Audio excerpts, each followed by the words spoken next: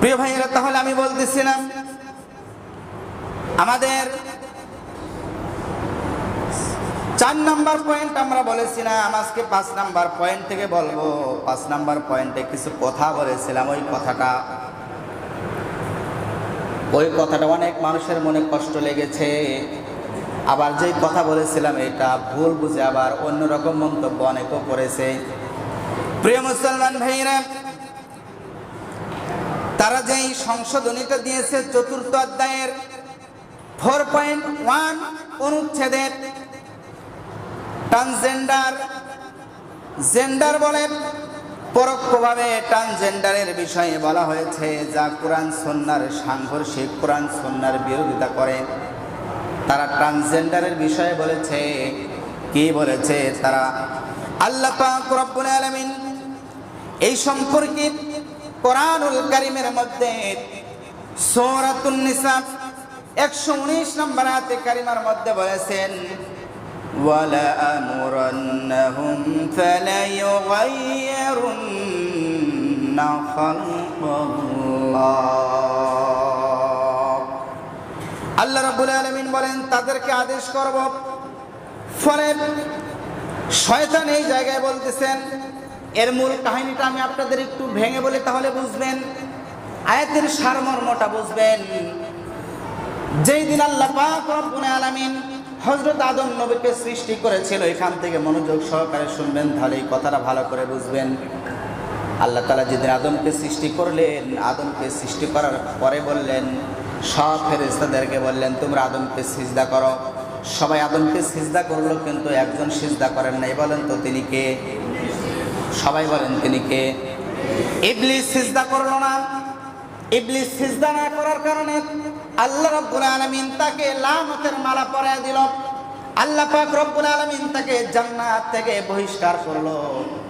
জান্নাত থেকে যখন বহিষ্কার করলো, শয়তান ওই দিন আল্লাহ পাক রব্বুল আলামিনকে বলেছিল, রব্বুল আলামিন আপনি আমাকে লানত দিলেন, আপনি আমাকে জান্নাত থেকে বের করে দিলেন, লানতের মালা আপনি আমার গলায় পরায় দিলেন, তবে এই যে আমি সারা জীবন আপনার ইবাদত বন্দেগী করেছি, এর কি কোনো ফল আমি কিছুই পাবো না? আল্লাহ বলেন, ইবলিস তুই কি চাস? ওই সময় শয়তান বলেছিল, আল্লাহ আপনি আমাকে শয়তান বানালেন, আমি আপনার কাছ থেকে 1 নাম্বার প্রথম যে জিনিসটা চাই, সেই জিনিস হলো কিয়ামত পর্যন্ত আমাকে হায়াত দেওয়া লাগবে। কিয়ামত পর্যন্ত কি চাইছে? সবাই বলেন কি চেয়েছে? হায়াত চেয়েছে। শয়তান কিয়ামত পর্যন্ত হায়াত চাইলো।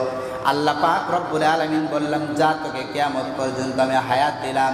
প্রিয় মুসলমান ভাইরা, এই পৃথিবীতে কিয়ামত পর্যন্ত মানুষ আসবে যাবে, অন্য মাখলুকাত আসবে যাবে, মৃত্যু হবে, সৃষ্টি হবে, শুধুমাত্র কিয়ামত পর্যন্ত শয়তান আজাজিল, এই শয়তানই জীবিত থাকবে। প্রিয় মুসলমান ভাইরা, এবার আল্লাহ পাক রব্বুল আলামিন, শয়তান এবার আল্লাহ তাআলাকে বলো, আল্লাহ আমি আপনার কাছ থেকে আরেকটা জিনিস চাই। বলে কি জিনিস? বলে সেই জিনিসটা হলো এই কিয়ামত পর্যন্ত আমি শয়তান যে জীবিত থাকবো, তাহলে তো আমার খাবারের প্রয়োজন আছে। কথা কোন আছে না নাই? আমার কিয়ামত পর্যন্ত খাবার দেওয়া লাগবে। আমি আপনার নাফরমানি করেছি, সারা জীবন আমি অন্যায় করব, গুনার কাজ করব। আপনি যদি আমার খানা বন্ধ করে দেন, তাহলে আমার শরীরটা দুর্বল হয়ে যাবে, আমি তো চলতে পারবো না। আল্লাহ বলেন, যা তোকে আমি কিয়ামত পর্যন্ত হায়াতও দিলাম, আবার তোর রিজিকও দিয়ে দিলাম। বলে আল্লাহ আমার আরো একটা চাওয়া আছে। বলে কি চাওয়া? বলে 3 নাম্বার চাওয়াটা হলো, আপনার প্রত্যেকটা আদম বান্দা বান্দীদের শরীরের প্রত্যেকটা রন্ধ্রে রন্ধ্রে, প্রত্যেকটা শিরা উপশিরার মধ্যে ঢুকতে পারবো, বের হতে পারবো, তাদের অন্তরে ঢুকতে পারবো, অন্তরের থেকে বের হতে পারবো, তাদের অন্তরে গিয়া ওয়াসওয়াসা দিতে পারবো, গুনার কাজ করাইতে পারবো। আল্লাহ আপনি আমাকে এই পাওয়ারটাও দিয়ে দেন, ক্ষমতাটাও দিয়ে দেন। আমার আল্লাহ পাক রব্বুল আলামিন বললেন, যা তোকে এই ক্ষমতাটাও দিয়ে দিলাম। শয়তান কয় জিনিস চাইছে ভাই? সবাই বলেন, জোরে বলেন, কয় জিনিস চেয়েছে? 3টা জিনিস চেয়েছে। এর আরো অনেক কথা আছে, ওইদিকে আমি যাব না, আলোচনা শেষ করতে পারবো না। প্রিয় মুসলমান ভাইয়েরা, এইবার শয়তান ডাক দিয়ে বলতেছেন, ওয়ালা মুরান্নাহুম ফালায়ুগাইয়িরুন্না খালকাল্লাহ এবার শয়তান তাদেরকে শয়তান বলতেছে আমি তাদেরকে আদেশ করব, ফলে তারা আল্লাহ তাআলার সৃষ্টিকে বিকৃত করবে। এইখানে ওই শয়তান বলতেছে আল্লাহ আমি তাদেরকে আদেশ করব, ফলে তারা আপনার সৃষ্টিকে তারা বিকৃত করবে। আল্লাহ তাআলার সৃষ্টিকে বিকৃত করতে পারে মানুষ।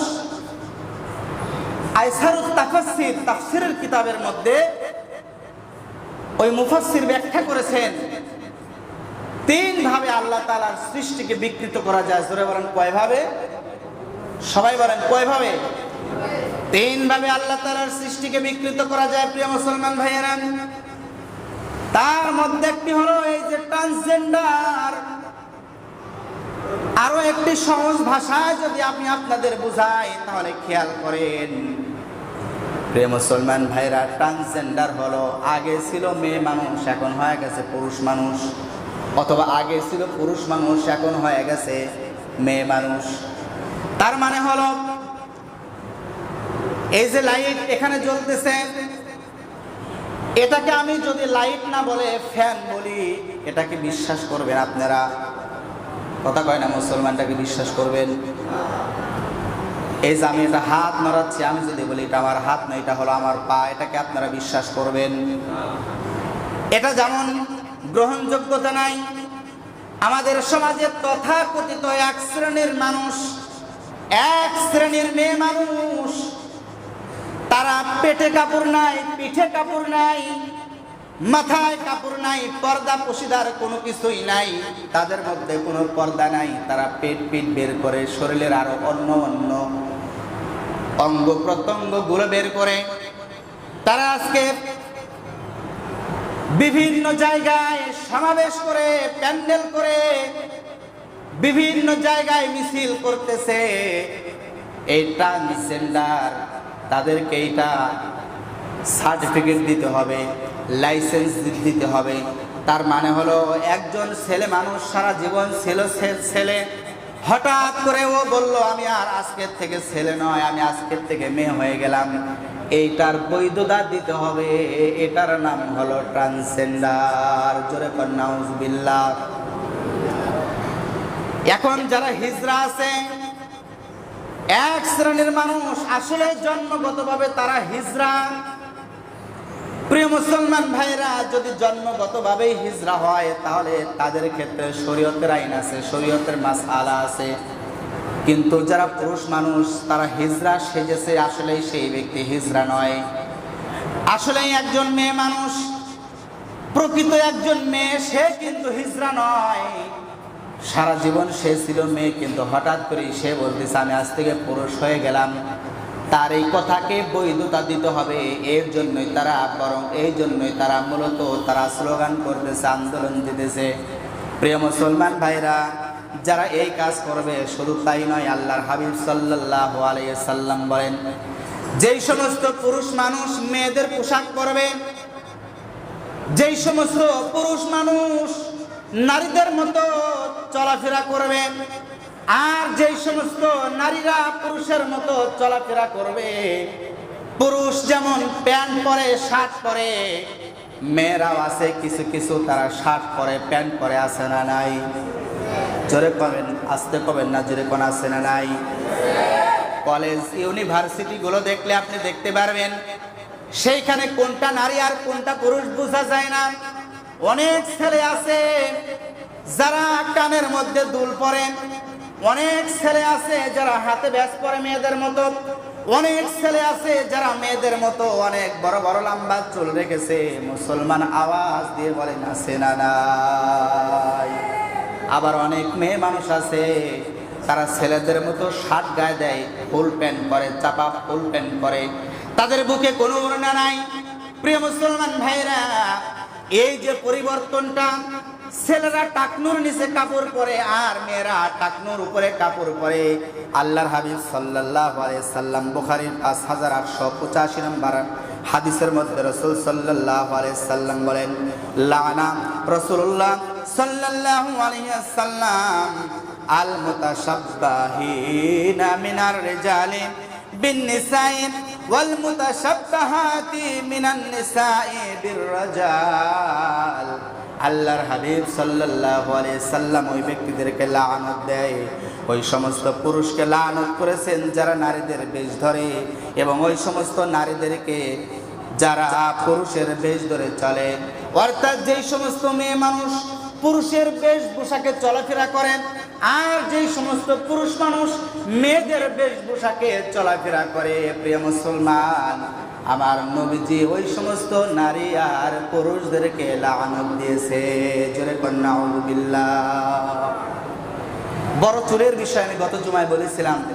একজন আমাকে বলল, হুজুর আমি তো বড় চুল রেখেছি, এই জন্য আমাকে অনেক মানুষ হেয় প্রতিপন্ন করে। প্রিয় মুসলমান ভাইয়েরা, একজন মানুষ যদি বড় চুল রাখে তার মানে তাকে হেয় প্রতিপন্ন করা যাবে না, সে যদি নিজেকে ট্রান্সজেন্ডার বলে দাবি না করে। কারণ হলো বাবরি রাখা সুন্নাত। জোরে বলেন, বাবরি রাখা কি? কথা বলে না মুসলমান, বাবরি রাখা কি? বাবরি রাখা হলো সুন্নাত। চুল এই কাঁধ পর্যন্ত, অথবা কানের লতি বরাবর, অথবা কাঁধের থেকে একটু নিচ পর্যন্ত এরকম ভাবে রাখা সুন্নাত নবীজি রেখেছেন। প্রিয় মুসলমান ভাইয়েরা, 6 নম্বরে হলো বহু বিবাহ বিচ্ছেদ। ওই নারী সংস্কার কমিশন যারা, ওরা চায় বহু বিবাহ করা যাবে না, বহু বিবাহ করার কোনো সুযোগ নাই। যেটা ওরা 6ষ্ঠ অধ্যায়ের 6.3.1 এর অনুচ্ছেদে ওরা উল্লেখ করেছে, কোন পুরুষ ইচ্ছা করলে বহু বিবাহ করতে পারবে না। আর আমার আল্লাহ পাক রব্বুল আলামিন সূরাতুন নিসা 34 নম্বর আয়াতের মধ্যে আল্লাহ পাক রব্বুল আলামিন বলেন, আর রিজালু কাওয়ামুনা আলান নিসাই বিমা ফাদ্দালাল্লাহু বা'দাহুম আলা বা'দিন ওয়া বিমা আনফাকু মিন আমওয়ালিহিম।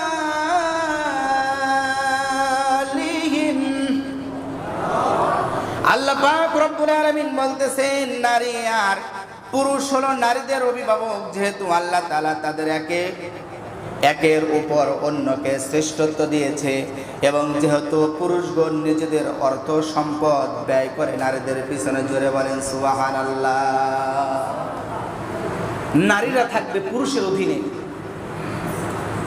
নারীরা থাকবে কার অধীনে? পুরুষের অধীনে। এরপরে প্রিয় মুসলমান ভাইরা, আল্লাহ পাক রব্বুল আলামিন বলতেছেন যে নারীদের অভিভাবক হলো পুরুষ মানুষ।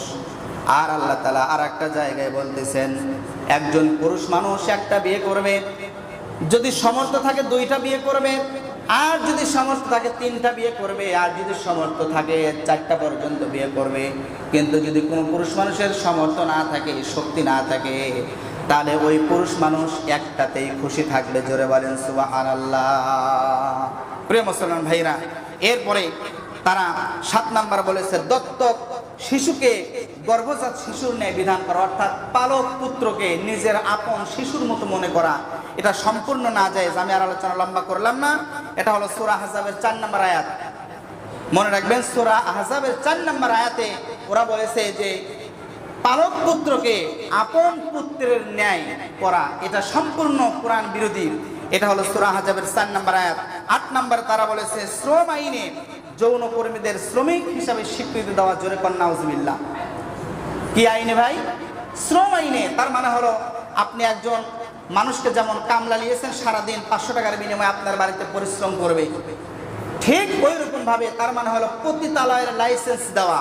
সে ইচ্ছা করলে তার শরীরটাকে 500 টাকার বিনিময়ে, 1000 টাকার বিনিময়ে সে একজন পুরুষের সাথে 1 দিন 1 রাত অথবা 2 দিন 5 দিন সে এরকম কাটাইতে পারবে, যা সরাসরি কোরআনের বিরোধী আয়াত। সূরাতুন নূর 2 নম্বর আয়াত। জোরে বলেন কোন সূরা?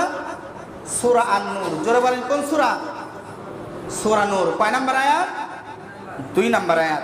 এরপরে 9 নম্বর হলো কোন ধর্মীয় অনুসরণ মেনে সংবিধান শুরু করা যাবে না। এটা হলো কোরআনের সম্পূর্ণ বিরোধী। তারা এই মত প্রকাশ করেছে সূরা আল ইমরানের 19 নম্বর আয়াত এবং সূরা আল ইমরানের 85 নম্বর আয়াত। প্রিয় মুসলমান ভাইরা, আমি আর লম্বা করতে পারলাম না। তো এইখানে আমি একটি কথা বলি, সেটা হলো এই যে ধর্ম নিরপেক্ষতাকে তারা বলেছে যে কোনো ধর্মীয় সংবিধান মেনে, ধর্মীয় বিধান মেনে অনুসরণ করে কোনো সংবিধান শুরু করা যাবে না। তার মানে ওরা সরাসরি বলতে পারতেছে না যে সংবিধান শুরু করার আগে বিসমিল্লাহ এটা বলা যাবে না, এরা সরাসরি বলতে পারতেছে না। এই কথাটা তারা একটু ঘুরাইয়া ফিরাইয়া পেঁচাইয়া তারা বলতেছে যে কোনো ধর্মীয় বিধান অনুসরণ করে সংবিধান শুরু করা উচিত নয়। প্রিয় ভাইয়েরা, এই জন্য আপনারা একটু সচেতন হন, সতর্ক হন। বর্তমান প্রেক্ষাপট খুবই খারাপ। আপনি যদি সচেতন না হয় তাহলে আমাদের আগামী ভবিষ্যৎ খুব অন্ধকার। মরহুম আল্লামা সাইদি সাহেব বলেছিল যে একটি ফুল বাগান ধ্বংস করার জন্য একটি হুতুম পেঁচাই যথেষ্ট। কথা কন ঠিক কি ঠিক না? কিন্তু এখন বর্তমান হুতুম পেঁচা বসে গেছে প্রত্যেকটা ডালে ডালে। ফুল বাগানের প্রত্যেকটা ডালে ডালে হুতুম পেঁচা বসে গেছে। আর অনেক কথা আছে, আমি যা বলতে পারতেছি না সময়ের অভাবে। আমরা দেখতেছি বর্তমান কিছু নাস্তিক ইসলামের বিরুদ্ধে কথা বলতেছে, হুজুরদের বিরুদ্ধে কথা বলতেছে। অনেক মানুষ আমাদের এলাকায় এক নাস্তিক তো বলেই ফেলেছে যে কোনো হুজুর যেন মসজিদে ইমামতি করতে না পারে, আজান দিতে না পারে, জামাতের কোনো হুজুর যাতে মসজিদে আজান দিতে না পারে, মুয়াজ্জিনগুলি করতে না পারে। আবার এক নাস্তিক বলেছে যে মা বোন তোমরা কোনো হুজুরের সন্তান পেটে নিও না, জোরে কর নাউজুবিল্লাহ। আমি তাদের নাম বলবো না, সোশ্যাল মিডিয়ার সঙ্গে যারা আপনারা যুক্ত আছেন এরা জানেন। এ নাস্তিক বলেছে মায়েরা বোনেরা তোমরা কোনো হুজুরের সন্তানকে পেটে ধরো না। প্রিয় মুসলমান ভাইরা, বড় কষ্ট লাগে, বড় দুঃখ লাগে। মুসলমানের সন্তান মুসলমানের ঘরে জন্ম নিয়ে কোরআন হাদিসের বিরুদ্ধে কথা বলে, স্লোগান দেয়। এই জন্য আমি শুরুতেই বলেছি যারা আল্লাহ এবং আল্লাহ রাসূলের বিরোধিতা করবে এরা অপমানিত হয়েছে, সামনেও হবে। কথা কোন ঠিক কিনা? তার বাস্তব প্রমাণ আমরা দেখেছি। বিগত 17 বছর যারা লাফালাফি করেছিল আল্লাহ তাআলা এদেরকে অপমানিত করেছে কি করে নাই? কথা কয় না, করছে কি করে নাই? এই জন্য প্রিয় ভাইরা, ইসলামের বিরুদ্ধে আমরা কেউ যাব না। আল্লাহ পাক রব্বুল আলামিন যেন আমাদের বোঝার আমল করার তৌফিক দান করেন, আমিন।